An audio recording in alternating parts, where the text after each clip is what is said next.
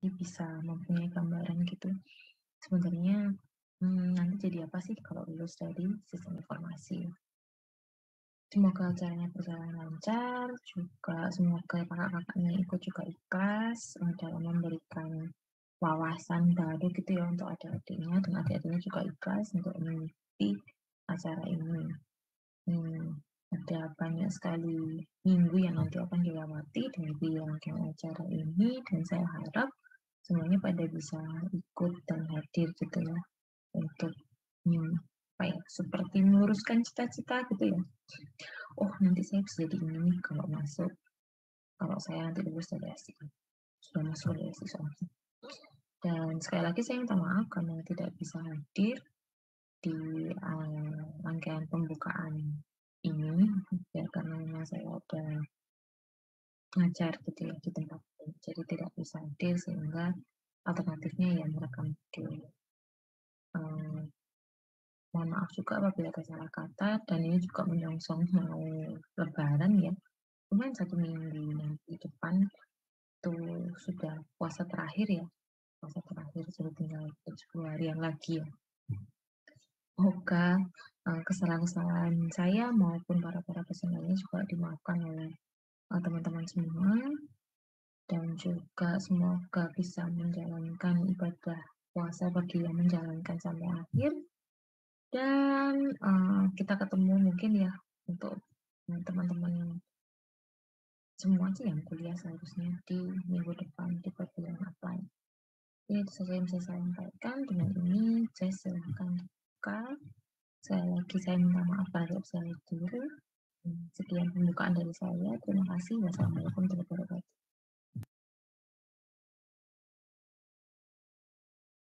Waalaikumsalam warahmatullahi wabarakatuh. Terima kasih Bu Dania atas sambutannya.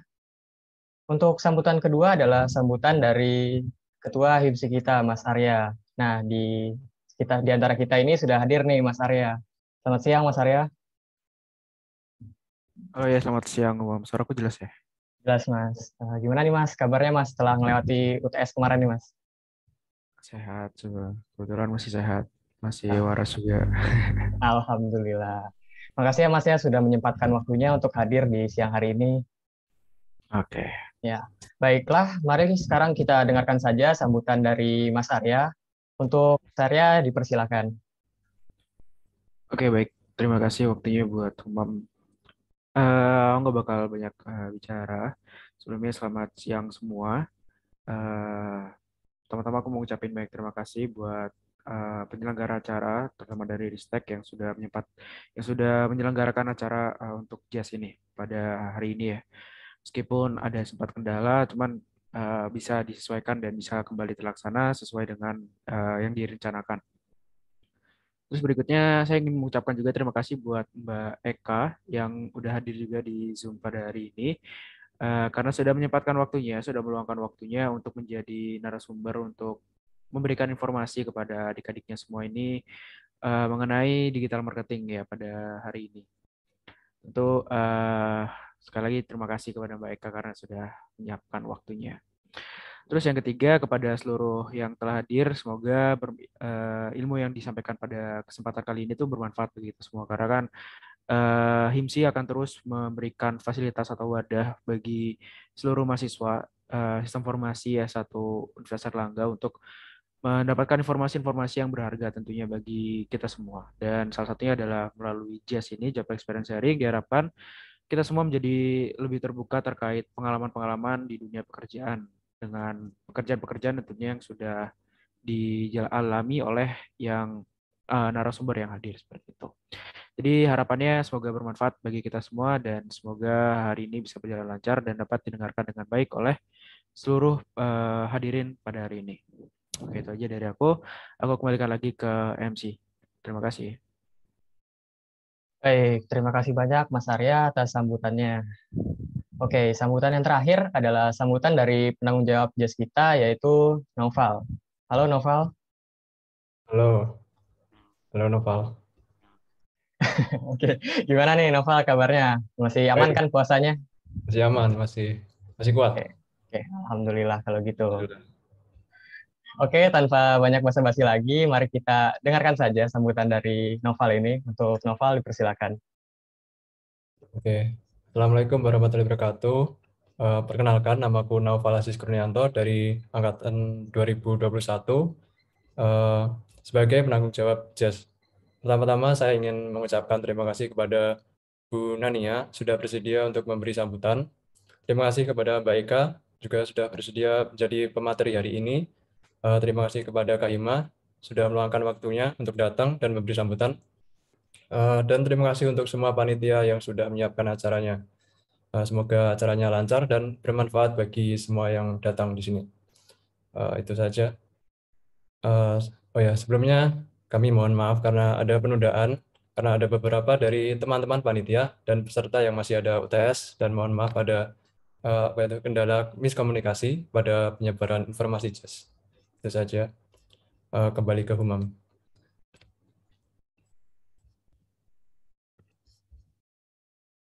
Oke, terima kasih banyak untuk Noval atas sambutannya ya. Baiklah, bersamaan dengan sambutan-sambutan tadi, maka dengan ini serangkaian acara JAS sudah dimulai. Mungkin di sini masih ada teman-teman yang bingung sebenarnya apa sih itu JAS. Jadi, JAS atau Job Experience Sharing merupakan agenda sharing pengalaman dunia kerja antara alumni dan mahasiswa aktif S1 Sistem Informasi UNER bersama pemateri-pemateri yang berpengalaman di bidang-bidangnya. Nah, untuk JAS tahun ini sendiri terdiri dari 6 episode, yaitu 4 talk show dan 2 podcast. Dari 6 episode ini, tentunya tema yang dibawa di tiap episodenya akan berbeda-beda, dan pastinya bakal seru, insightful, dan sayang banget deh pokoknya kalau dilewatin. Untuk tema yang diusung pada episode pertama ini adalah Preparing for the New Era of Marketing and Learn about Digital Marketing. Nah, di sini aku nggak sendirian nih. Di sini kita bakal menggali berbagai informasi mengenai digital marketing bersama Mbak Eka Pratiwi Hadiani. Nah, buat yang belum tahu, Mbak Eka ini adalah seorang digital marketer yang juga merupakan lulusan S1 Sistem Informasi UNER angkatan 2013. Dan beliau pernah bekerja sebagai Regional Digital Marketer di Gojek. Untuk di sini sendiri sudah hadir Mbak Eka-nya. Halo Mbak Eka. Halo. Halo semuanya. Kedengeran kan suaraku? Ya Mbak, kedengeran Mbak. Gimana nih Mbak kabarnya di siang hari ini? Alhamdulillah baik.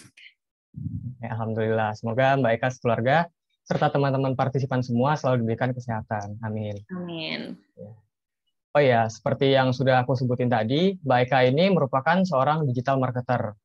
Mungkin teman-teman di sini itu udah familiar ya, udah tahu gitu dengan kata digital marketing ini. Tapi mungkin belum mengetahui secara detail sebenarnya digital marketer itu nanti bakal ngapain aja. Nah, kalau menurut Mbak Eka sendiri, bisa tolong dijelasin Mbak, apa sih sebenarnya itu digital marketing? Oke, ini berarti aku mulai dulu ya dari kayak basicnya. Ini tipenya lebih ke kita sharing santai aja kan ya. Iya Mbak, betul. Oke, jadi kalau misalkan dari teman-teman ada pertanyaan-pertanyaan bisa langsung dimasukin di kolom chat ya.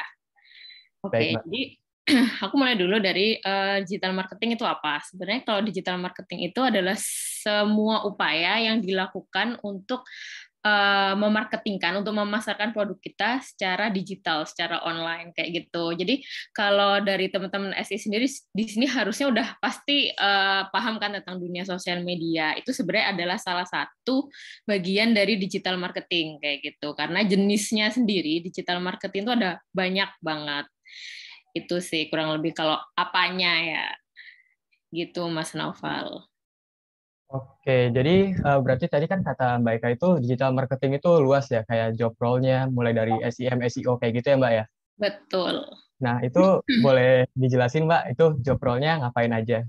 Oke, jadi kalau digital marketing sendiri itu jenisnya ya, aku coba mulai dulu. Atau mungkin bisa aku share screen sebentar untuk nunjukin. Oh, boleh Mbak. Oke, bentar.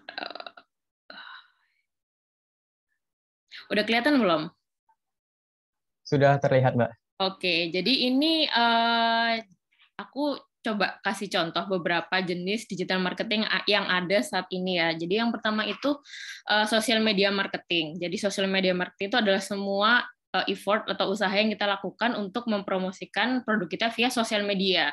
Sosial media sendiri itu juga ada banyak ya jenisnya. Ada Facebook, Instagram, YouTube, TikTok sekarang yang lagi ngehits gitu kan, ada Twitter, Pinterest, Spotify. Jadi banyak banget sosial media yang ada dan cara marketingnya pun beda-beda tiap sosial media. Seperti itu. Lalu ada yang dikenal dengan SEO. SEO itu ada SEO dan yang organik dan juga ada SEM. SEM itu yang berbayar, yang paid advertising seperti Facebook Ads ataupun Google Ads, TikTok Ads, email ads dan lain-lain kayak gitu. Lalu ada email marketing yang biasanya kalian terima lebih ke newsletter kayak gitu mungkin dari bank, dari kartu kredit atau dari misalkan kita membership suatu program atau dari Facebook atau dari Instagram kayak gitu. Itu termasuk email marketing. Lalu ada konten marketing juga. Konten marketing ini lebih ke kreatif sih sebenarnya, kreatif konten. Jadi gimana caranya suatu marketers itu atau suatu tim membuat sebuah konten yang dia bisa viral. Itu. Lalu ada affiliate marketing di mana di dalamnya itu terdapat endorsement, terus lalu ada partnership dan juga affiliate di mana kita mempromosikan produk orang lain dan kita mendapatkan semacam komisi dari hal itu termasuk di affiliate marketing. Lalu ada juga di landing page kita. Jadi landing page istilah membangun sebuah app atau landing page itu juga adalah suatu effort digital marketing sebenarnya. Jadi kita membangun website untuk bisnis kita, bikin app untuk bisnis kita, atau sesimpel punya microsite dari Linktree atau Desti Page, itu juga sebenarnya ada suatu effort digital marketing kayak gitu. Itu kalau untuk jenisnya sih. Jenisnya sendiri sebenarnya itu adalah salah satu yang memang yang banyak digunakan orang-orang, tapi tidak mencakup tidak menutup kemungkinan ada lebih banyak lagi istilahnya job role digital marketing di luar sana kayak gitu.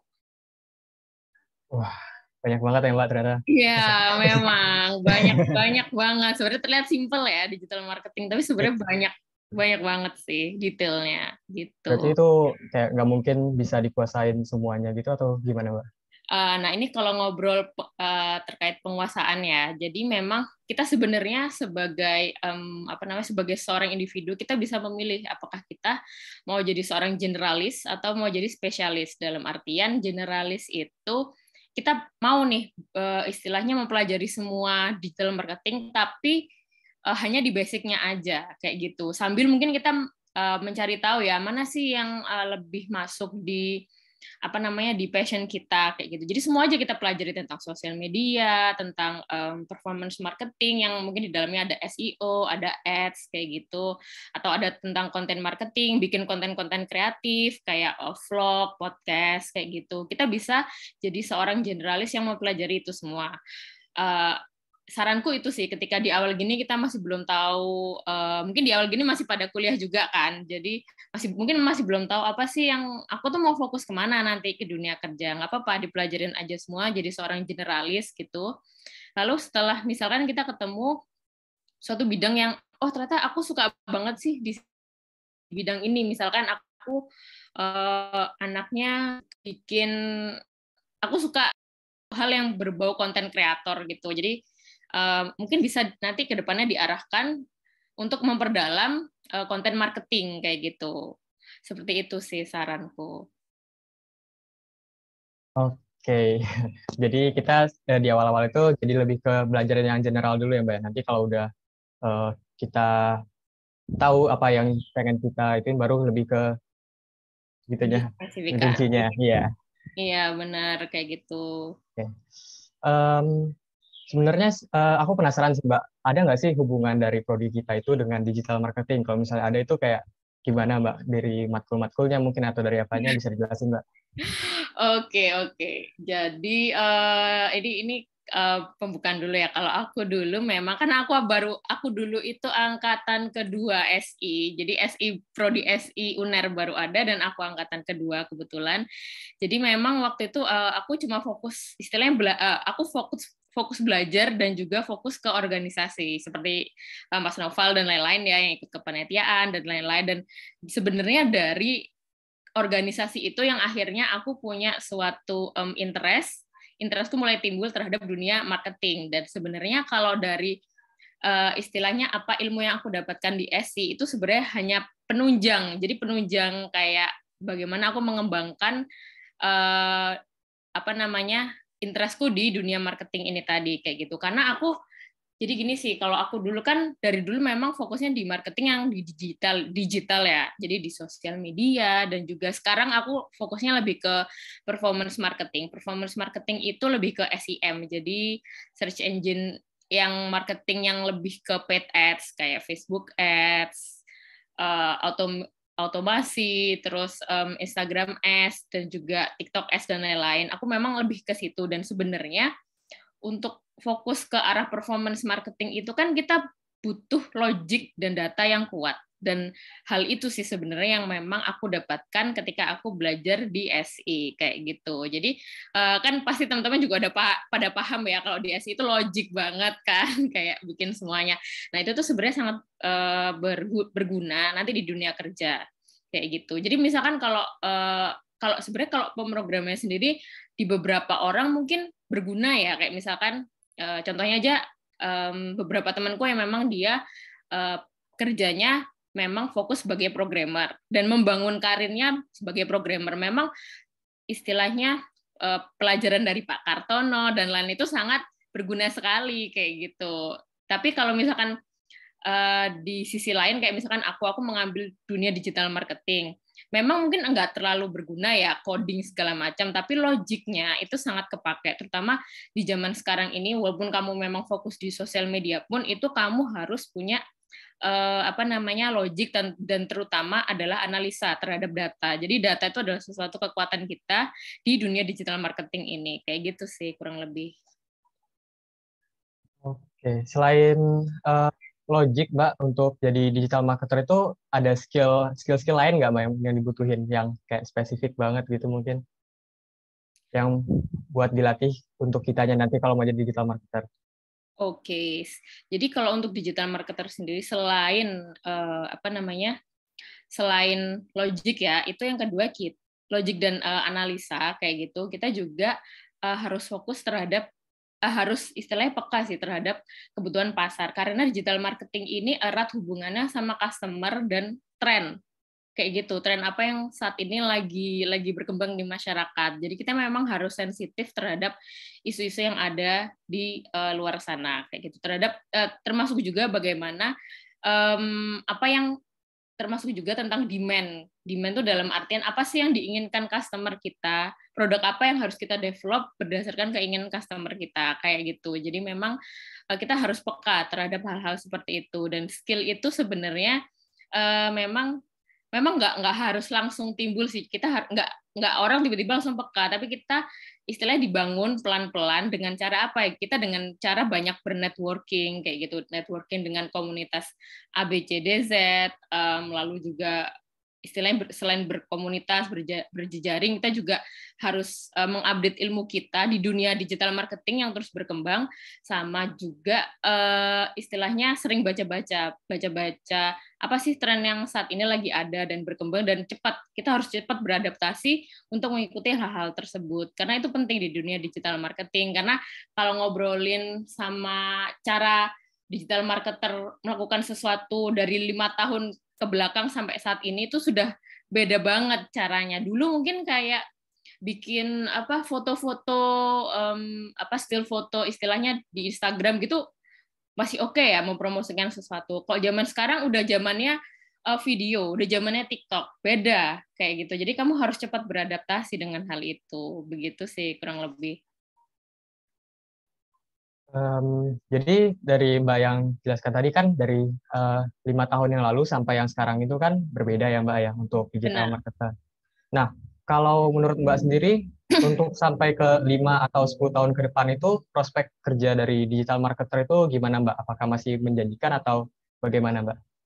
Oke, kalau prospeknya sendiri yang pasti akan masih sangat menjanjikan ya, dan sebenarnya percabangan dari job desk-nya pun akan menjadi sangat luas gitu loh. Kalau dulu tuh mungkin digital marketing orang butuhnya cuma sekedar spesifik yaudah admin sosial media yang mungkin job desk-nya cuma bales-balesin chat atau update konten, hal-hal itu tuh kayak biasa banget. Tapi zaman sekarang bahkan ada apa namanya job desk yang khusus kayak semacam UX writer atau UX apa namanya designer, yang itu memang hanya bisa dikuasai oleh beberapa orang tertentu kayak gitu. Jadi memang makin ke sini dan dalam bahkan jangka waktu 10 tahun ke depan, digital marketing itu adalah suatu hal yang makin berkembang sebenarnya. Tinggal bagaimana kita bisa apa ya istilahnya makin juga ikut berkembang, mengembangkan ilmu kita di dunia digital marketing biar kita bisa mempunyai suatu nilai lebih yang value lah ya istilahnya, yang bisa bikin kita tuh dilirik sama perusahaan kayak gitu. Membangun portofolio itu juga penting sebenarnya di dunia digital marketing. Jadi misalkan kita pernah punya project gitu ya, project bareng sama komunitas, itu tuh penting banget buat di show up ke orang-orang, ini loh kita pernah kerja bareng sama ini hasilnya, dimasukin di LinkedIn, dimasukin di mungkin kayak Behance atau website-website yang lainnya kayak gitu. Itu penting banget untuk istilahnya apa ya, membuat portofolio kita ini dikenal sama banyak orang dan menambah value kita kayak gitu. Yang pasti bakalan terus berkembang untuk dunia digital marketing ini dalam minimal lah 10 tahun ke depan kayak gitu. Oke, berbicara tentang portofolio dan Behance kayak gitu tadi tuh, ada nggak Mbak kayak proyek dari Mbak sendiri yang menurut Mbak itu berkesan banget, kayak mungkin apa ya, bisa Mbak banggain banget untuk di itunya. Mungkin bisa diceritain Mbak gimana proyeknya itu. Oke, kalau aku dulu di Gojek, jadi kan aku di tahun 2000 berapa ya tuh?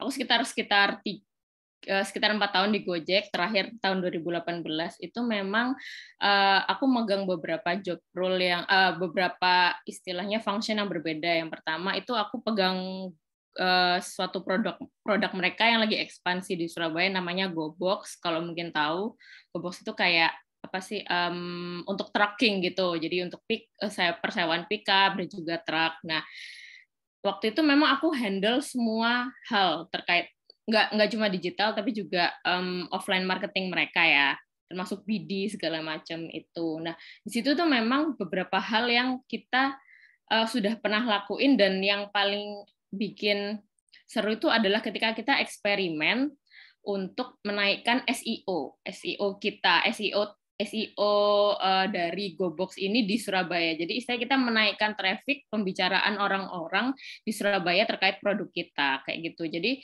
waktu itu memang kita membangun sebuah dummy website di mana di dalamnya itu apa namanya ada kita riset dulu, kita riset keyword. Waktu itu kebetulan ini ngobrolnya lebih ke yang ke arah SEO ya.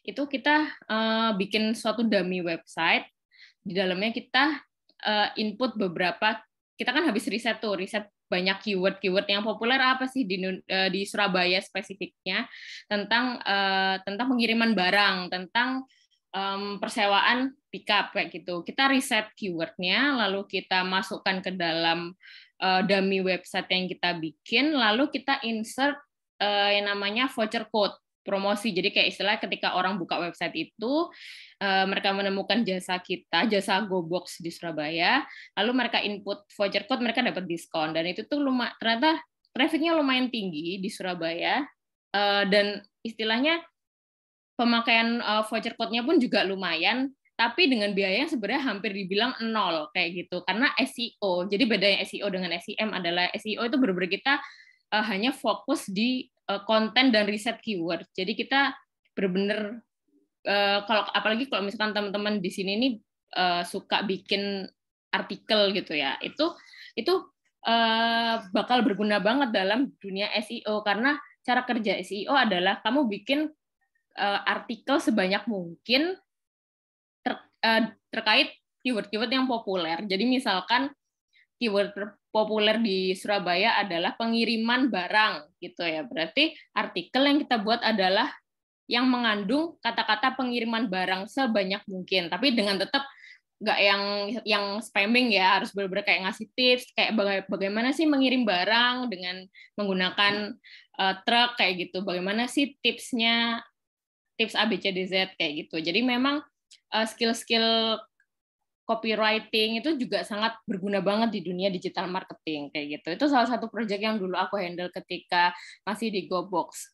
Pernah ada lagi beberapa saat waktu aku handle di Gojek digital marketingnya sendiri, itu memang kita banyak berkolaborasi sih, lebih tepatnya sama teman-teman komunitas. Itu tuh lumayan impactful banget karena zaman sekarang memang apalagi kalau kita mau gede di dunia digital itu nggak ada cara yang lebih cepat dibandingkan dengan kita berkolaborasi dan berpartner. Jadi memang misalkan nih kita punya suatu produk F&B gitu ya. Terus ada teman kita yang punya produk fashion dan ternyata kita punya visi yang sama, kita juga dalam fase yang sama, misalkan dalam artian kita sama-sama baru nih membangun bisnis. Nah, kita bisa sebenarnya berkolaborasi untuk menciptakan suatu produk tertentu dan memarketingkannya di channel digital marketingnya masing-masing. Jadi istilahnya itu kan dua hal yang dijadikan satu karena berkolaborasi dan hasilnya biasanya lebih gede kayak gitu. Jadi memang kalau di dunia digital marketing sendiri itu selain dari skill pemilik bisnis itu juga sebenarnya kolaborasi itu adalah satu hal yang penting. Mungkin kalau kalian pernah lihat zaman sekarang itu kan makin banyak kan kolaborasi yang bahkan sebenarnya aneh-aneh gitu kayak produk make up dicampur sama kolaborasi sama makanan mungkin kalau pernah tahu ya. Itu kan kayak orang lihatnya apaan sih, tapi sebenarnya itu make sense karena itu mereka punya dua target audiens yang berbeda yang sebenarnya punya suatu misi yang sama tapi dijadikan satu agar itu tadi biar sama-sama saling mengambil target pasar yang lebih luas kayak gitu. Jadi ekspansi digital marketingnya jauh lebih luas ketika kita bisa berkolaborasi kayak gitu sih.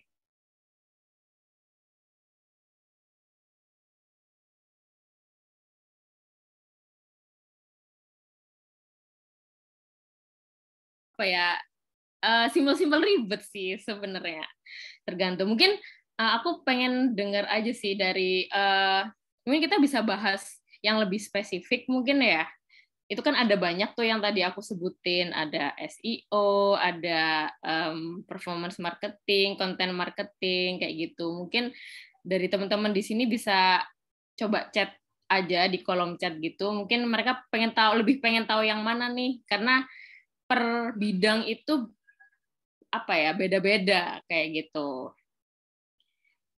Gitu sih Naufal. Atau mungkin dari Naufal bisa coba pilih nanti satu aja dari yang tadi aku jelasin, nanti aku bisa jelasin lebih detail. Oke, mungkin untuk teman-teman partisipan ada yang tertarik untuk dijelaskan satu bidang yang dari digital marketing itu bisa langsung ditulis saja di kolom chat atau bisa raise hand juga. Kalau dari aku sendiri sih Mbak, aku tertarik di search engine optimization ya Mbak. SEO. Ya, SEO. Bisa dijelasin itu dulu Mbak. Oke, SEO sendiri di sini juga banyak ya jenisnya. Jadi SEO itu kan suatu cara untuk mengoptimasi website kita agar tampil di halaman pertama, gitu kan.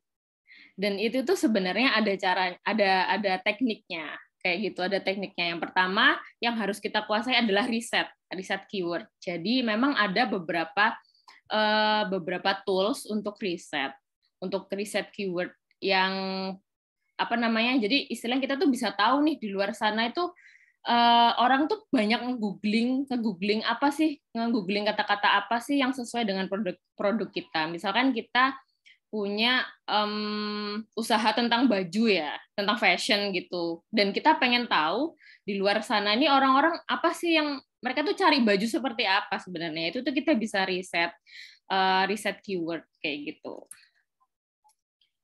Sebentar, aku coba cariin contoh ininya ya.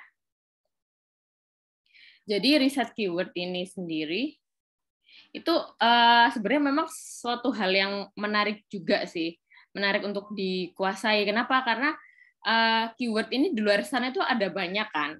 Jadi kayak coba kalian buka Google dan ketik kata-kata misalkan fashion gitu ya. Itu tuh akan keluar berapa juta pencarian tentang fashion yang ada di Google kayak gitu. Nah, kita bisa sebenarnya ngeriset hal itu seperti itu. Jadi yang pertama harus dikuasai di dalam dunia SEO itu adalah cara bagaimana kita melakukan riset keyword. Keyword apa yang paling populer di kota tertentu, di negara tertentu bahkan kayak gitu. Jadi keyword itu sendiri juga sebenarnya nggak cuma satu kata aja, tapi bisa ada beberapa turunannya. Misalkan fashion ya, fashion itu kan satu kata. Tapi di dalam dunia riset keyword sebenarnya nggak cuma kata fashion aja, tapi ada fashion wanita, ada fashion, ada turunan lagi. Saya sub keyword namanya. Jadi kayak turunan keywordnya itu ada fashion fashion wanita anak, atau misalkan fashion wanita Ramadan misalkan kayak gitu. Jadi untuk kita tahu. Nah, itu tuh sebenarnya ada tools-nya sendiri untuk menganalisa untuk melakukan riset keyword. Satu, riset keyword, dan yang kedua itu membangun konten. Konten dalam hal ini bukan konten audio visual ya, tapi lebih ke konten yang bentuknya teks kayak gitu. Jadi misalnya kita punya suatu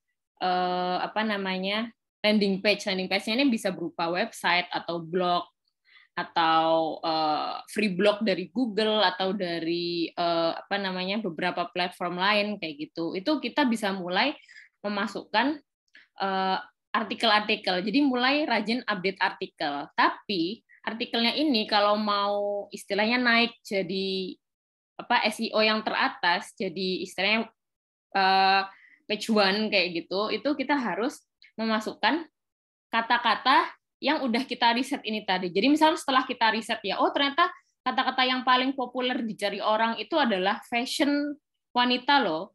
Nah, kata-kata fashion wanita ini harus masuk di setiap artikel yang kita update. Kayak gitu. Jadi sebenarnya kalau artikelnya ini nih kita bisa ya kayak coba aja beli artikel di luar sana, udah banyak sebenarnya kayak jasa-jasa pembelian artikel di luar sana di mana mereka bisa membuatkan artikel sesuai dengan kebutuhan kita. Kita tinggal bilang aja, oh ini loh aku butuh artikel yang membahas tentang fashion wanita kayak gitu. Mereka nanti biasanya akan langsung, dan aku budgetnya sekian gitu per artikel, itu mereka bisa buatkan artikel sesuai dengan kebutuhan kita. Tapi balik lagi itu berbayar. Kalau misalkan kalian mau murni organik gitu, murni dengan jerih payah kalian sendiri, kalian bisa juga update, bikin blog, bikin artikel sendiri dengan memasukkan kata kunci populer itu tadi kayak gitu. Dan itu sebenarnya untuk menaikkan satu halaman website kita ke dalam suatu pencarian dan itu page one, itu butuh seenggaknya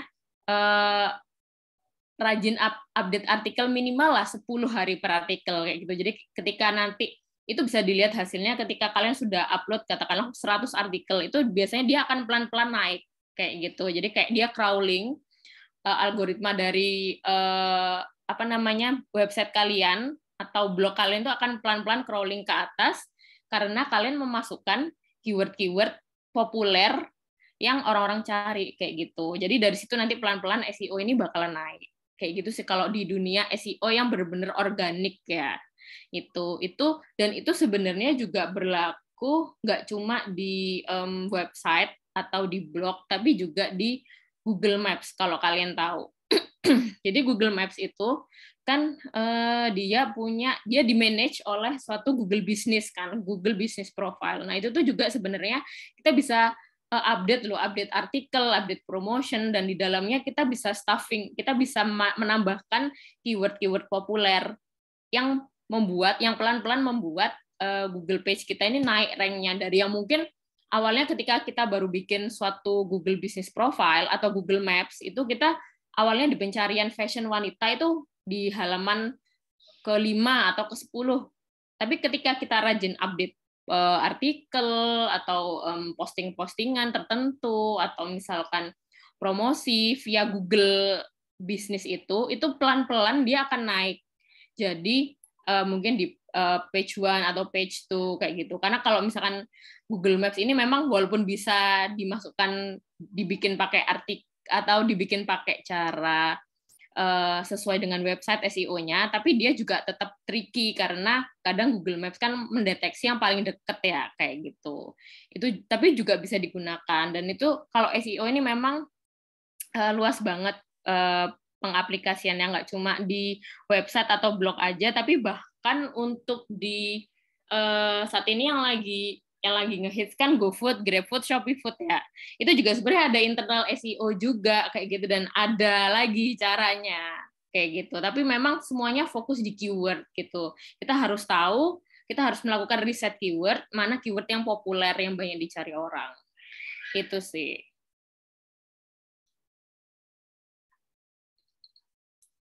Kalau aku selanjutnya penasaran itu sih tentang pay per click, Mbak. Jadi untuk pemasaran digital itu apakah perlu setiap bisnis itu perlu pakai pay per click atau enggak, Mbak? Atau gimana? Bisa dijelaskan kalau Mbak? SEM ya. Yang tadi kan SEO, sekarang kita bahasnya SEM ya.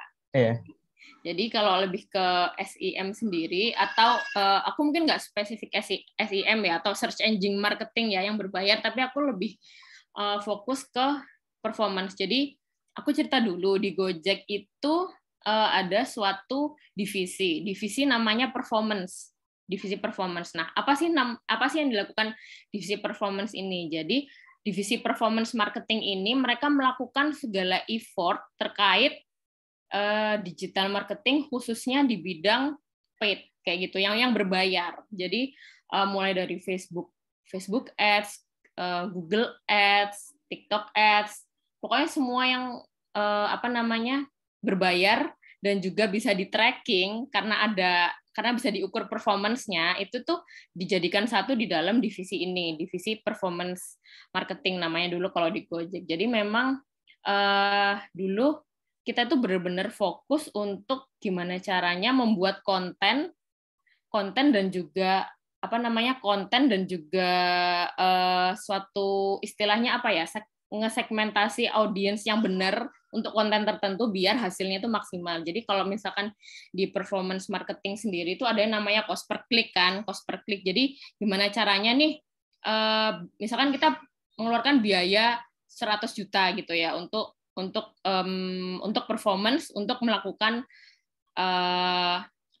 aktivasi, untuk melakukan performance marketing dan mengajak orang untuk download aplikasi Gojek misalkan. Nah, dari 100 juta itu tuh biasanya bisa membuat berapa sih downloadnya kayak gitu. Itu tuh bisa di tracking. Enaknya dari enaknya dunia performance marketing itu memang semua bisa di tracking. Jadi kalau misalkan kalian tahu yang namanya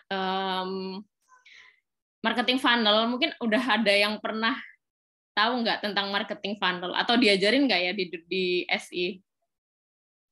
Pernah tahu nggak, Naval? Kalau aku angkat 21 belum sih, Kak. Oke. Jadi marketing funnel ini dulu sebenarnya memang nggak diajarin sih di dunia SI, tapi aku belajarnya dari dari organisasi dan lain-lain kayak gitu. Jadi marketing funnel sendiri itu adalah suatu proses atau funneling dari orang sama sekali nggak tahu tentang merek kita atau produk kita sampai dia tahu dan melakukan pembelian atau bahkan mengadvokasi dan istilahnya mempromosikan produk kita kayak gitu. Jadi kalau misalkan marketing funnel sendiri ini terdiri dari fase yang pertama itu awareness, kedua consideration, ketiga conversion, lalu yang keempat ini lebih loyalty kayak gitu atau advokasi. Nah, jadi keempat marketing funnel ini itu bisa diukur atau bisa di tracking via segala hal yang kita lakukan di paid promotion. Jadi misalkan di Facebook Ads ya, Facebook Ads atau Instagram Ads. Itu kita ada suatu dashboard di mana kita bisa membuat suatu iklan berbayar dan kita bisa menentukan objektifnya. Misalkan objektif pertama adalah kita pengen lebih banyak orang yang aware tentang produk kita. Itu kita bisa bikin ads itu dan kita bisa ukur performance-nya. Jadi misalkan nih, aku punya budget aku cuma punya budget 100.000 loh, tapi aku pengen banyak orang lebih tahu tentang produkku. Ya misalkan produkku sepatu misalkan. Itu bisa banget. Jadi misalkan nih, aku tinggal aja buka Ads Manager Facebook atau Instagram, aku konekkan itu dengan akun jualanku, lalu aku bikin suatu promosi. Dan di situ objektifnya, memang yang pertama kali harus dipilih adalah objektif. Jadi objektifnya apa nih? Ads ini dibuat apakah untuk mencari awareness atau langsung ke conversion. Conversion dalam artian mencari agar saya agar orang tuh langsung beli produk itu kayak gitu. Jadi kita bisa pilih. Jadi kita pilih, misalkan kita pilih objektifnya adalah untuk awareness gitu ya. Itu kita bisa ukur nanti di ending berapa sih orang yang lihat ads ini. Misalkan dari budget 100.000 ada sekitar 1.000 orang yang melihat ads ini, berarti kan cost per result-nya itu cuma 100 perak, dan itu tuh hitungannya jauh lebih murah dibandingkan kita melakukan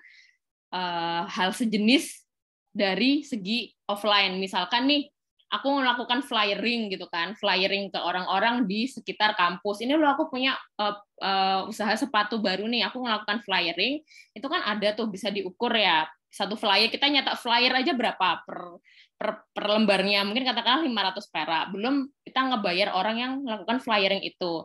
Itu di-compare dengan kalau kita melakukan segala hal di dunia digital atau melakukan bahkan digital ads yang dia berbayar, itu tuh harganya jauh lebih murah kayak gitu. Jadi misalkan kita yang tadi flyering, orang nyebarin brosur secara offline gitu satu persatu, per brosurnya misalkan kena 1.000 perak, kalau di dunia digital itu bahkan bisa cuma 100 perak atau bahkan lebih murah daripada itu. Itu tuh possible banget di dunia digital marketing, terutama di dunia performance marketing ini tadi sih, yang dia membahas tentang, yang dia banyak ya lingkupnya, nggak cuma Facebook atau Instagram Ads, sekarang juga ada Google Ads dan juga TikTok Ads. Itu tuh salah satu yang menarik banget buat dipelajari. Jadi kayak mungkin kalau di sini ini fact, bukan fact ya, apa kayak suatu tips and trick aja gitu. Jadi FYP di TikTok itu tuh nggak semuanya organik, ada beberapa yang di-push via ads itu sih. Jadi kayak menarik banget sebenarnya mempelajari dunia digital marketing, terutama performance marketing kalau dari aku ya, kayak gitu. Wow, jujur menarik banget sih Kak tentang SEO dan SEM-nya. Ini untuk pertanyaan terakhir Mbak, ada nggak saran atau tips buat teman-teman yang habis mendengar ini berminat gitu ternyata untuk jadi digital marketer? Kira-kira kalau dari Mbaknya sendiri ada ngasih saran atau tips nggak Mbak untuk teman-teman yang seperti itu? Oke, kalau saran dan tips itu, kalau menurutku dari sekarang mulai coba belajar ya, kan sekarang udah banyak banget ya course-course digital kayak di Revo atau di apa namanya, atau di Ruang Guru kayaknya juga banyak ya. Jadi coba mulai ikut training atau course-course seperti itu untuk mengembangkan ilmu kalian kayak gitu. Karena digital marketing ini ada beneran banyak banget opportunity-nya di luar sana kayak gitu. Dan sedangkan istilahnya supply-nya atau dalam artian human resource-nya yang memiliki skill di bidang itu tuh sebenarnya masih sedikit kayak gitu. Jadi kalau misalkan kalau kalian punya skill ini dari awal, itu tuh bisa sangat menjual banget ke depannya. Terutama ketika kalian punya satu skill yang spesifik banget yang dibutuhkan banyak industri kayak gitu. Kayak misalkan aku kasih contoh aja ya, zaman sekarang aku skill yang di kita tapi supply-nya sangat sedikit, itu untuk terkait konten kreatif kayak gitu. Jadi istilahnya kan tiap bisnis itu butuh ya suatu orang yang dia bisa punya skill membuat suatu konten yang berkualitas, yang keren, yang engaging gitu, yang apa namanya, yang sesuai dengan brand tapi juga bisa luas gitu, sesuai dengan kebutuhan orang-orang target audiens di luar sana. Nah, itu tuh kalau misalkan kalian bisa menguasai hal itu tuh value-nya akan lumayan tinggi banget karena banyak brand di luar sana yang sangat mencari hal itu kayak gitu sih. Dan bagaimana cara mengembangkannya, ya itu tadi harus dengan banyak trial error dan banyak istilahnya apa ya, mencari ilmu di luar sana, karena aku yakin kalau di dunia digital ini bahkan sesimpel kalian buka YouTube itu tuh udah nemu banyak banget tutorial bagaimana cara membuat konten kreatif, bagaimana cara belajar tentang SEO, tentang SEM, tentang performance marketing, email marketing, semuanya itu banyak banget kayak gitu. Oke, satu lagi nih Mbak, aku penasaran yang ini. Kalau ikut organisasi itu berpengaruh banget nggak Mbak? Kan Mbak awal juga bilang Mbak dari organisasi awalnya ya tertarik digital marketer. Nah, itu tuh sebenarnya kita memulainya dengan organisasi itu kayak itu merupakan langkah awal yang banget benar-benar untuk jadi digital marketer atau gimana Mbak? Iya, jadi karena apa namanya? Kalau dari aku sendiri memang dari awal kuliah memang nggak terlalu yang pengennya nggak cuma fokus di kuliah aja gitu, yang anak yang kupu-kupu kuliah pulang aja, tapi memang aku pengen fokus juga untuk mengembangkan soft skill melalui organisasi. Jadi dulu sempat cukup aktif juga di Hima. Waktu itu belum ada HIMSI ya, masih masuk himpunan matematika kayak gitu. Jadi cukup aktif di Himatika juga, di BEM fakultas juga, sama di satu organisasi namanya ISEC kalau pernah tahu itu. Jadi dan justru sebenarnya dari organisasi ini aku banyak belajar tentang marketing kayak gitu, marketing secara keseluruhan ya, sampai akhirnya aku mau berfokus ke dunia digital marketing karena memang aku menekuni istilahnya fokus di banyak hal di organisasi ini. Tapi memang yang walaupun awalnya cuma marketing, semua offline dan online, makin ke sini aku makin tertarik nih sama dunia digital marketing kayak gitu. Jadi memang ikut organisasi ini sangat sangat berpengaruh ya. Terutama kayak dulu, ini contoh aja ketika aku di ISEC. Jadi ISEC itu adalah organisasi pemuda internasional gitu, dia fokusnya di leadership sama exchange, kalau mungkin pernah tahu.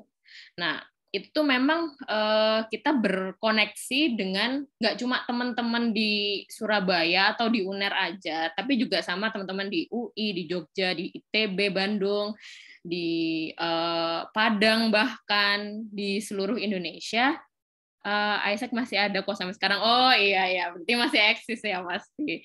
Makin keren sih memang. Jadi memang dari organisasi ini aku belajar banget kayak gitu tentang dunia digital marketing, karena organisasi ini dia punya produk yang memang harus dimarketingkan, harus dikomunikasikan ke orang-orang kan, dengan otomatis nggak bisa dong dengan caranya sendiri. Kita harus tahu apa ya, celah-celah atau cara apa sih yang disukai target audiens kita, anak-anak muda yang jadi target utamanya organisasi ISEC ini tadi. Jadi kayak kita benar-benar banyak trial error di situ dan banyak bikin campaign-campaign baik digital ataupun secara offline kayak gitu untuk mengembangkan organisasi ini tadi kayak gitu sih. Jadi itu lumayan membantu banget kalau di aku. Jadi aku dulu memang fokusnya selain kuliah juga di organisasi ini sampai di tingkat nasionalnya kebetulan jadi pengurus.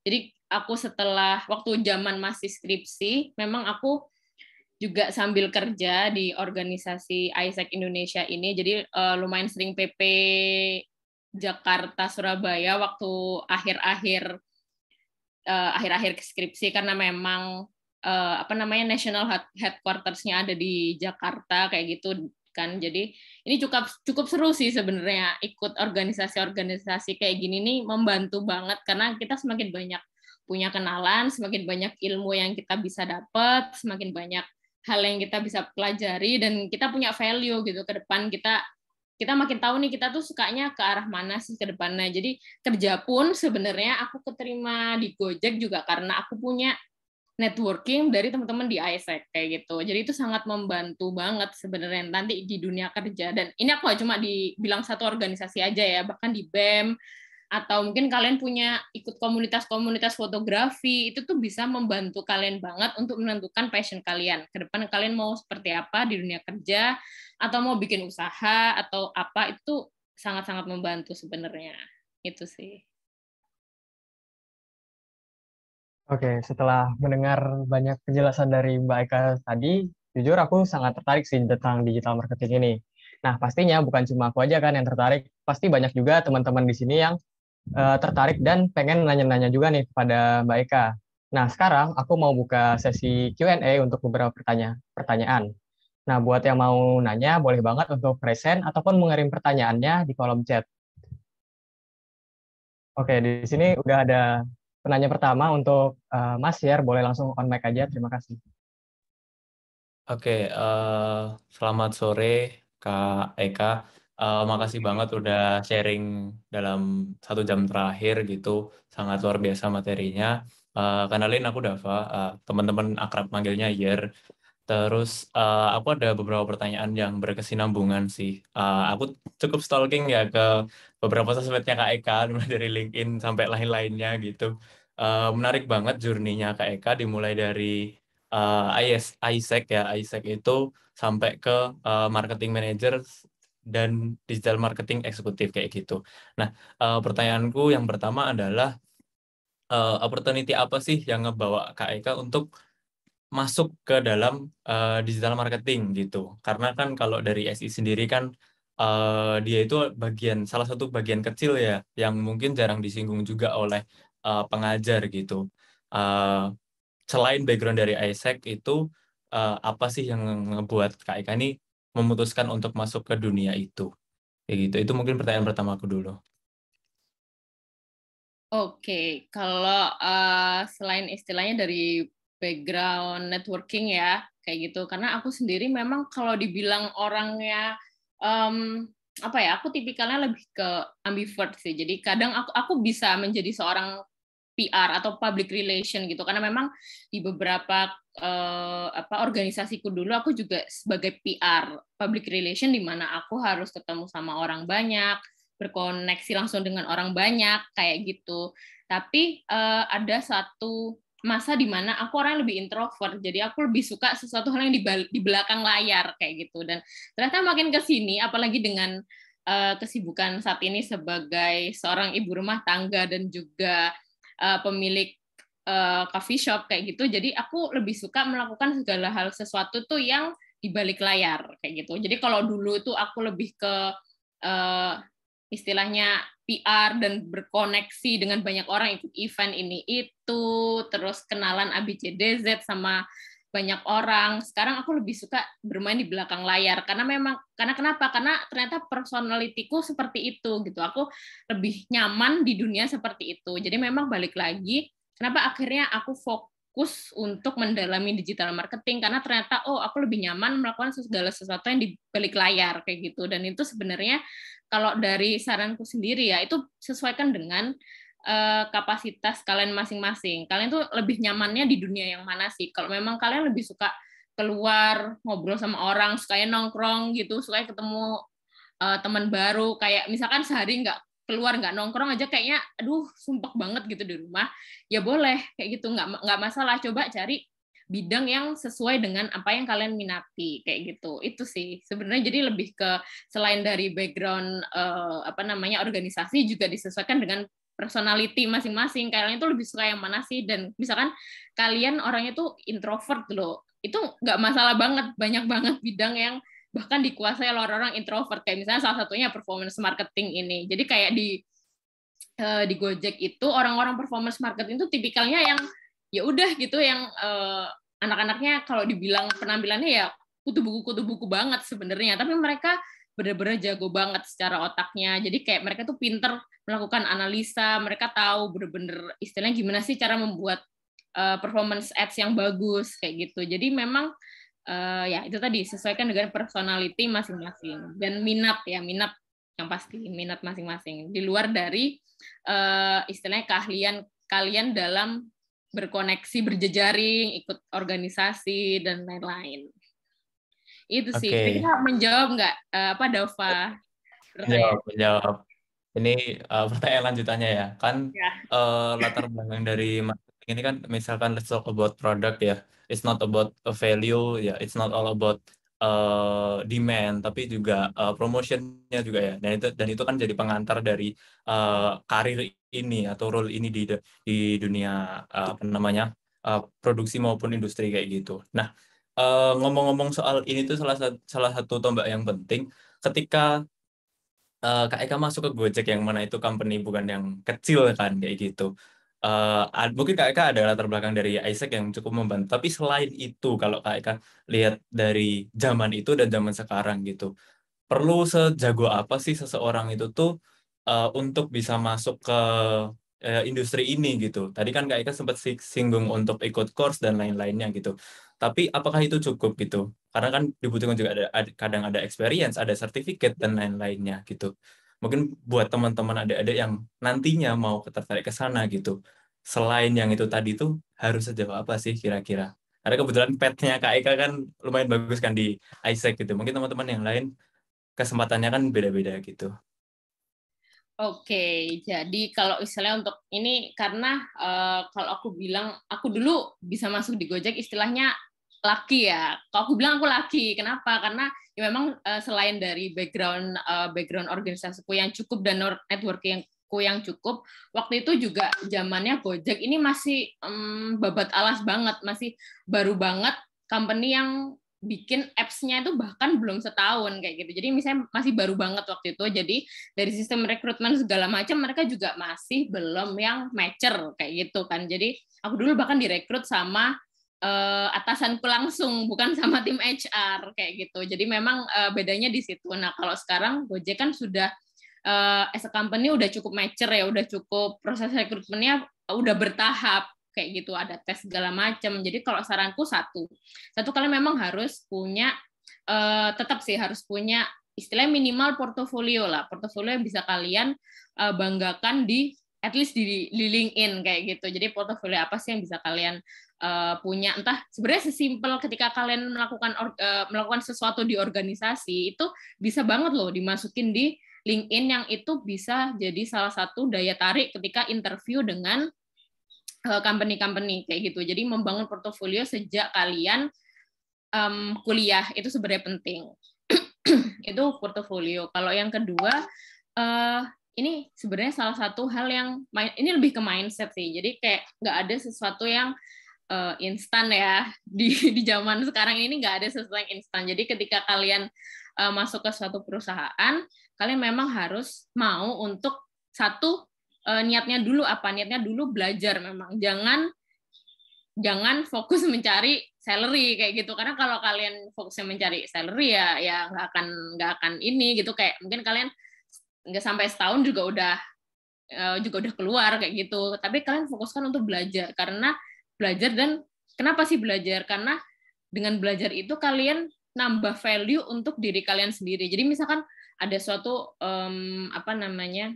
lowongan Gojek dibuka gitu ya untuk katakanlah internship, sesimpel internship ya, mungkin kalau dibilang dari benefitnya segala macam nggak akan gede, tapi learning curve yang kalian bakalan dapat, istilahnya learning opportunity yang kalian bakalan dapat itu bakalan gede banget, dan itu bakalan jadi istilahnya value kalian ke depannya. Jadi istilahnya kalian masuk, ketika kalian apply ke suatu perusahaan itu fokuslah dengan niat untuk belajar itu sih, terutama di awal yang ketika kalian masih nggak punya pengalaman kerja apapun ya, itu fokusnya harus di situ dulu sih.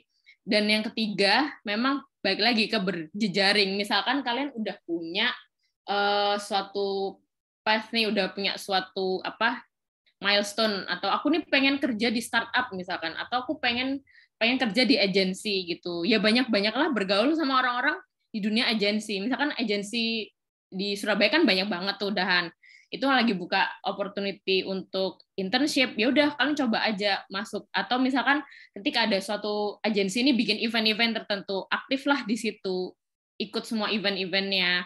Jadi dari situ nanti akan istilahnya membentuk kayak personal branding kalian. Jadi ketika kalian kenal dengan ownernya agensi ini, atau kalian bisa kenal dengan istilahnya orang dalamnya suatu perusahaan atau startup tertentu, itu kalian bisa walaupun bukan kayak tipikal PNS yang aku nitip dong orangku buat kerja di sini, bukan yang kayak gitu, tapi itu seenggaknya bisa meningkatkan value kalian. Jadi kayak kalian bisa mempelajari, Mas gimana sih culture kerja di startup itu gimana? Kalian bisa belajar dari orang-orang dalam perusahaan itu buat tahu ini loh culture-nya seperti ini. Jadi ketika interview, ketika proses rekrutmen itu kalian bisa menjawab dengan benar. Oh, organisasi ini seperti ini loh. Organisasi ini membutuhkan orang dengan skill seperti ini yang kebetulan aku punya skill itu. Jadi kalian bisa benar-benar istilahnya mantep lah. Jadi ujung-ujungnya sebenarnya penting juga bernetworking, terutama dengan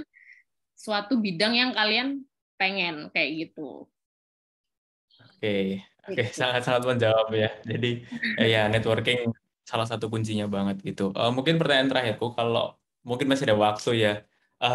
Tadi kan Kak Eka selama 1 jam tadi menjelaskan tentang how it works atau gimana digital marketing ini berjalan gitu. Tapi aku pengen dengar cerita daily life as digital marketing gitu loh. Jadi kayak waktu saat itu ya, ketika di tahun itu ya berangkat jam berapa, kemudian di kantor culture-nya Gojek kayak gimana pada saat itu, sampai lain-lainnya lah. Jadi satu hari ngapain gitu. Aku pengen dengar ceritanya gitu.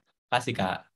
Oke, kalau terkait culture-nya ini kalau ini jadi kan sebenarnya kalau ngomongin culture ya, kalau di Gojek sendiri, ini kalau spesifik ngobrolin Gojek ya, itu culture-nya itu sangat dinamis dan anak muda banget kayak gitu memang. Jadi memang tipikalnya itu akan berbeda ya dari teman-teman yang di dunia BUMN atau misalkan apalagi ya, BUMN atau yang corporate. PNS kayak gitu. Itu beda banget. Jadi kalau di dunia startup, terutama mungkin di Gojek ya, aku bilangnya itu kita memang dinamis sih. Jadi satu dinamis. Jadi kayak kita harus benar-benar cepat beradaptasi dengan peraturan, dengan hal-hal baru, dengan tren kayak gitu. Satu dinamis. 2 anaknya mungkin karena rata-rata anak muda ya. Jadi decision maker-nya pun di atas pun itu anak muda juga. Jadi mereka nggak ribet gitu loh, kayak ketika kita sudah punya pakem tertentu, kita mau testing, A/B testing gitu ya, melakukan event A, B, C, D, Z untuk ngetes pasar, untuk ngetes marketing, itu tuh gampang banget approval-nya. Itu karena memang lebih ya, mungkin karena anak muda ya, culture perusahaannya, jadi lebih seru lah kayak gitu. Terus ketiga memang banyak ketidakpastian. Itu yang harus kalian paham dari awal di dunia startup. Itu banyak banget ketidakpastian. Jadi misalkan nih kalian apply di suatu startup tertentu, oh dia habis dapat pendanaan nih, dapat pendanaan sekian ratus miliar gitu ya. Tapi nggak menutup kemungkinan banget dalam 2 atau 3 bulan ke depan startup ini bangkrut kayak gitu. Dan kalian bisa kena layoff. Itu bisa banget di dunia startup, itu ketidakpastiannya sangat tinggi even di Gojek, even yang udah established lama kayak mungkin di Traveloka atau di Gojek, itu tuh semua bisa kena dampak-dampak, apalagi kemarin ada COVID gitu kan, itu tuh sangat berdampak pada startup kayak gitu. Jadi memang itu kalau kalian dari awal ini sudah punya mindset, aku nggak masalah dengan hal-hal ketidakpastian seperti itu, hal yang dinamis dengan hal seperti itu, kalian nggak masalah, ya udah kayak coba aja terjun di dunia startup. Tapi kalau misalkan kalian tipenya yang aku butuh stabilitas nih, aku butuh kepastian, kayak yaudah coba kalian join di BUMN aja, karena di BUMN zaman sekarang memang ya walaupun memang karir path-nya itu ya begitulah ya, masih kayak khas orang tua banget, kayak pengambilan keputusannya juga masih berlapis-lapis, tapi memang itu menawarkan suatu kepastian. Kayak aku compare dengan beberapa teman yang dia kerja di Jasara Harja atau di OJK, itu memang dia sangat istilahnya ya udah gitu, kayak kerjaannya itu sangat stabil, benefitnya juga sangat stabil. Beda dengan kerja di startup yang memang dia hari ini ada bahkan beberapa teman tuh yang dia sistemnya kontrak gitu, yang bahkan oke lah dalam 3 bulan dalam katakanlah setahun ke depan mereka tahu kerja di Gojek apa nggak tahu, tapi setahun ke depan masih belum tentu kayak gitu. Jadi memang tiap orang bisa beda-beda path-nya, tapi baik lagi tergantung kalian. Ada juga orang yang kalau di startup zaman sekarang itu yang lebih ke kayak kutu loncat, dan kalau menurut itu nggak masalah banget ya. Jadi mereka kerja dari startup A gitu. Di Gojek misalkan aku punya teman di Gojek yang dia awalnya berkarir di apa sih itu namanya Nutrifood. Awalnya dia di Nutrifood. Terus dia pindah ke Gojek kan. Di Gojek dia setahun 2 tahun udah cukup merasa oh udah kayak stuck gitu. Dia pindah lagi ke Line waktu itu. Aplikasi Line pasti tahu kan Line. Nah, setelah di Line tuh dia merasa rada stuck lagi, dia pindahnya ke Grab. Lucu banget sih memang. Pindahnya ke Grab, tapi itu udah nggak masalah karena nggak menyalahi peraturan ya, nggak menyalahi kontrak kerja sama Gojek kayak gitu, pindah ke Grab.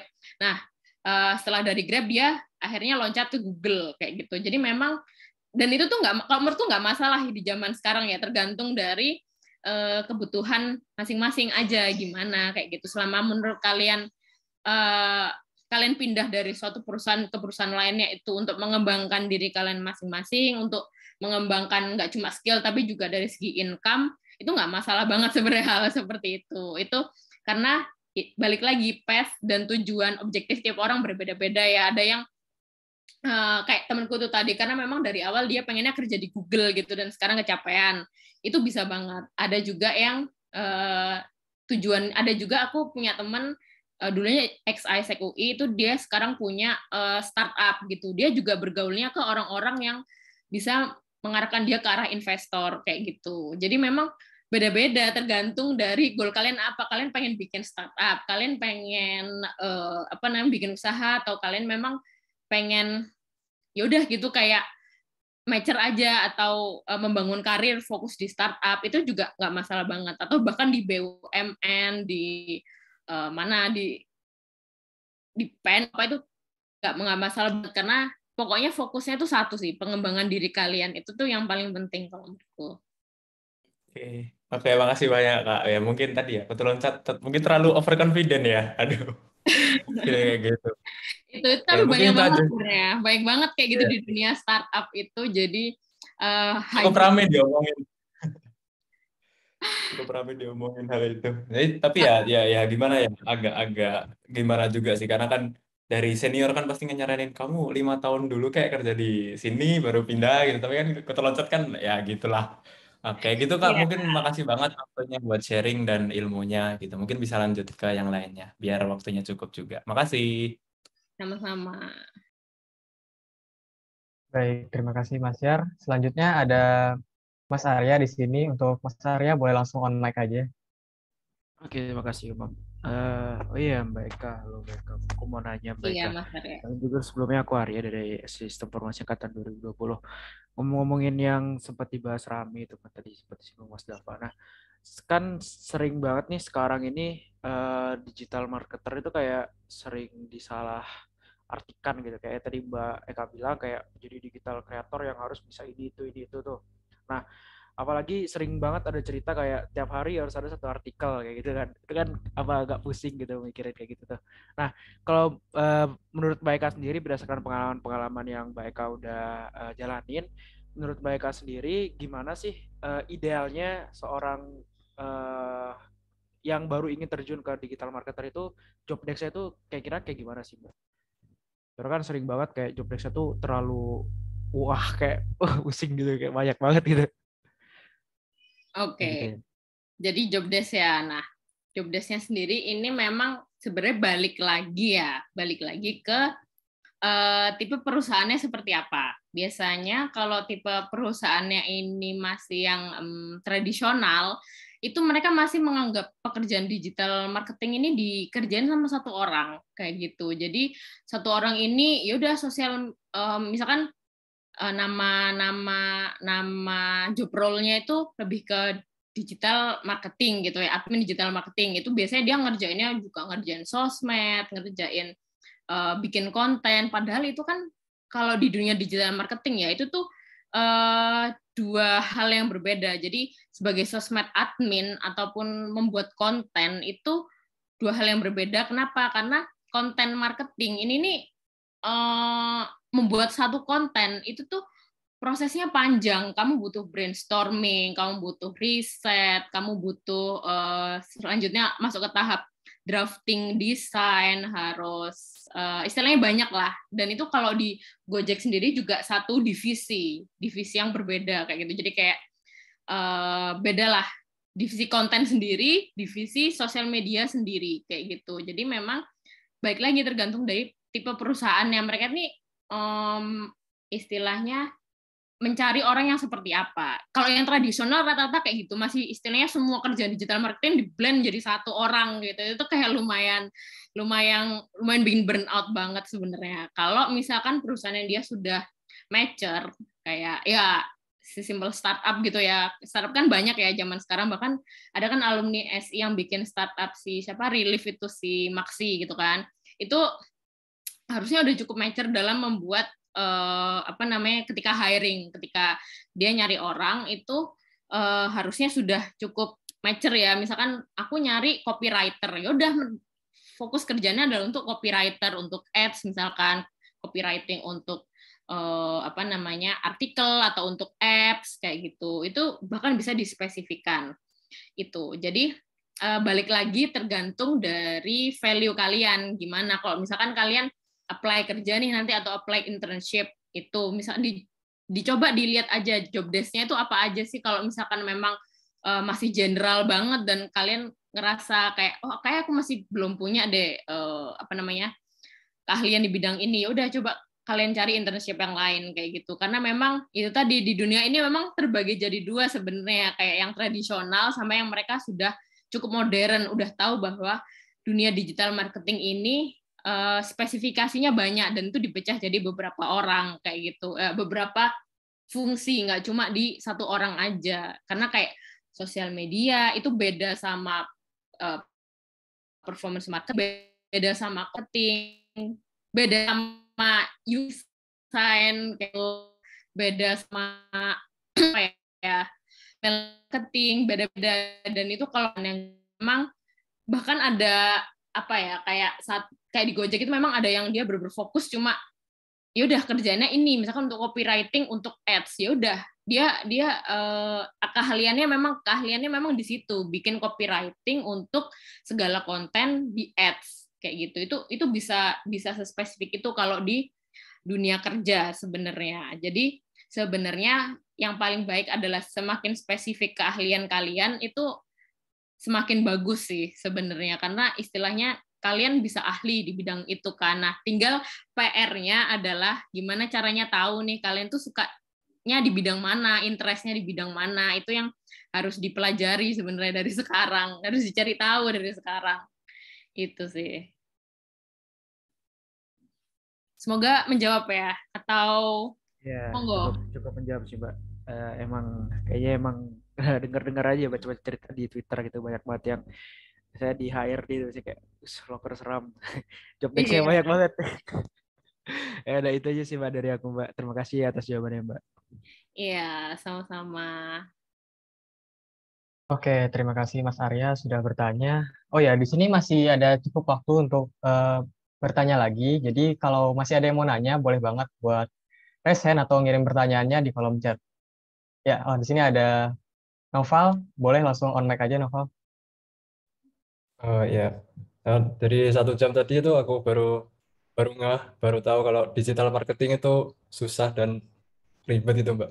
Nah, kalau aku akhir-akhir ini buka IG itu banyak iklan yang secara offline ditampilin di misal kayak gedung-gedung yang 3D gitu, brand-brand besar 3D. Nah, itu kalau dibandingin sama yang offline misal kayak bagi-bagi poster, bagi-bagi ya itu gitulah Mbak. Nah, seberapa efektif sih Mbak kalau dibikin variasi-variasi gitu Mbak? Pertanyaannya agak gitu. Jadi ini maksudnya membandingkan tentang digital marketing sama offline marketing gitu ya, Mas? Ya. Oke. Tadi sebenarnya sempat aku ceritain juga ya. Mungkin kasusnya dulu kalau di Gojek itu untuk membuat satu orang download Gojek ya, dari digital marketing, dari tim performance marketing sama tim event, itu tuh hasilnya tuh jauh. Dalam arti gini contohnya. Jadi misalkan kalau di dunia digital marketing kan ketika kalian buka sosmed terus lagi scrolling dapat ads kayak gitu, terus kalian ngeklik itu udah convert kan, udah istilahnya kalau dari dashboardnya ads manager tuh udah kelihatan, oh orang ini nih ngeklik terus ini nih yang sampai klik dan sampai download ini berapa orang, itu kelihatan datanya. Jadi bisa kelihatan performance-nya, kelihatan berapa harga satu download itu berapa, kayak gitu.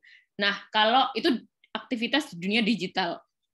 Kalau aktivitas di dunia offline, kayak misalkan dulu di Gojek itu event ya, dia ikut event misalkan Just Traffic gitu. Jadi Gojek ini bikin booth, terus habis itu bayar sponsorship, bayar sponsorship, terus nge-hire SPG, di mana SPG-nya ini dikasih target buat nyari orang-orang buat download kayak gitu. Jadi kayak misalnya kan satu orang SPG ditargetin, dalam semalam kalian harus mendapatkan 10 atau misalkan 50 orang yang buat ngedownload aplikasi Gojek. Nah, itu kan sebenarnya bisa dihitung juga tuh Mas cost-nya. Jadi misalkan kita ikut suatu marketing, sponsorship-nya berapa puluh juta, terus bikin booth-nya berapa juta, sama hire SPG segala macam, ketemu misalkan dari satu event marketing itu ternyata menghasilkan 1000 download, tapi biaya yang kita keluarkan katakanlah 10 juta gitu ya. Itu berarti kan per satu downloadnya itu 10.000 perak gitu kan. Jadi kayak satu download 10.000 perak. Nah, sedangkan di dunia digital marketing, ketika dari orang pertama kali ngeliat ads sampai orang download, itu bahkan biayanya tuh bisa ditekan di bawah 5.000 atau bahkan cuma ratusan perak. Kayak gitu. Jadi memang kalau bandingin aja kayak satu download katakanlah 1.000 perak sama satu download 10.000 perak.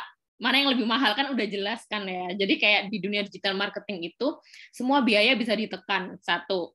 Dan yang kedua, jangkauannya memang lebih luas. Kayak misalkan kalau yang tadi aku bilang di event, ya udah target fokusnya adalah orang-orang yang datang ke event itu. Misalkan event Just Traffic gitu ya. Ya udah cuma orang-orang yang datang di event Just Traffic. Tapi di luar itu kita nggak bisa nge-reach. Sedangkan kalau di dunia digital marketing, ya sekarang semua orang siapa sih yang nggak pegang HP, yang nggak lihat HP setiap saat gitu kan? Semua orang pasti.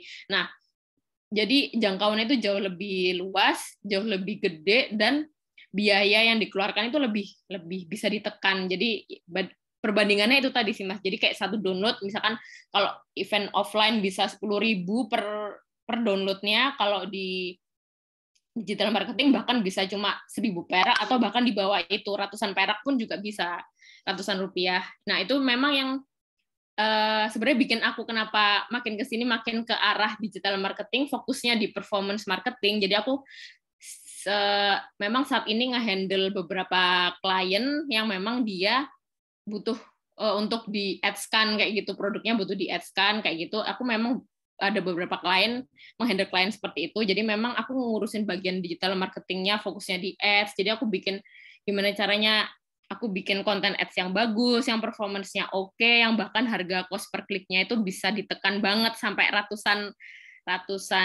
rupiah kayak gitu. Jadi memang itu ada keahliannya masing-masing, Mas. Jadi tergantung dari kita mau fokus di mana. Dan kalau opportunity sebenarnya kayak jangan khawatir banget, karena itu makin lama makin berkembang kayak gitu. Kayak dulu itu di Gojek ada satu staffku yang dia tuh awalnya masuk di Gojek hanya sebagai brand activation. Terus ternyata keahlian itu memang di SEO kayak gitu, dan akhirnya beberapa tahun kemudian dia naik ke Jakarta, dia jadi bagian dari tim performance marketing ini tadi kayak gitu. Jadi memang sebenarnya kalau di dunia digital marketing itu nggak masalah kalian mau masuk dari dunia mana aja, tapi ketika kalian sudah punya passion tertentu, saranku memang udah fokusin aja di situ, karena itu sangat membantu banget, dan pasti akan ada perusahaan yang membutuhkan skill itu gitu sih. Itu kira-kira menjawab nggak, Mas? Jawab, Mbak. Sangat menjawab. Terima kasih, Mbak.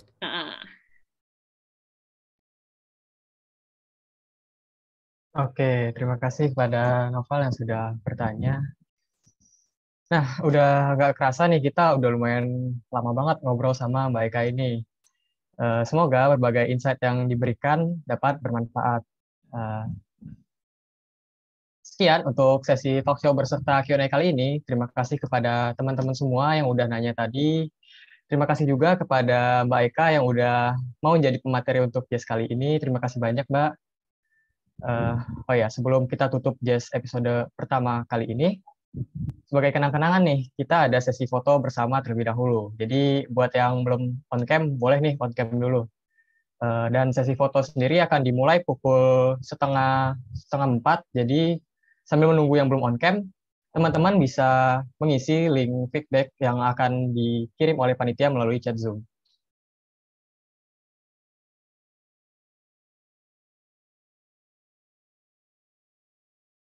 Oh ya, kalau boleh tahu ini rata-rata angkatan berapa? Untuk partisipan di sini ada angkatan 2021, 20, sama 19, Kak. Oke, cukup. Masih baru ya berarti semuanya ya? Iya, Oke. iya yang banyak angkatan 2021 sih. Iya.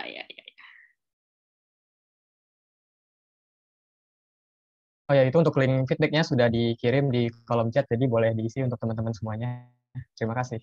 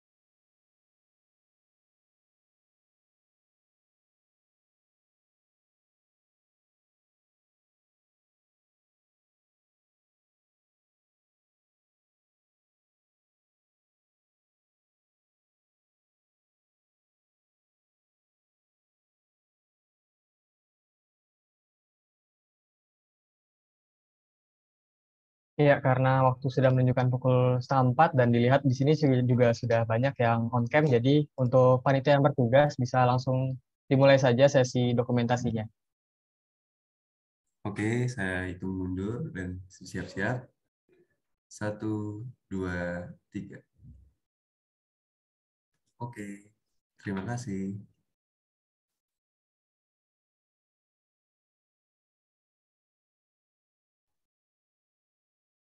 Oke, karena kita sekarang sudah di penghujung acara, saya sekali lagi mengucapkan terima kasih kepada semua partisipan yang telah hadir untuk jazz episode pertama ini, dan kami selaku panitia memohon maaf apabila ada kesalahan dan kekurangan kata. Saya, Naufal Humam, sebagai MC, pamit undur diri. Sekian, wassalamualaikum warahmatullahi wabarakatuh. Dan stay tune buat episode jazz berikut-berikutnya. Terima kasih.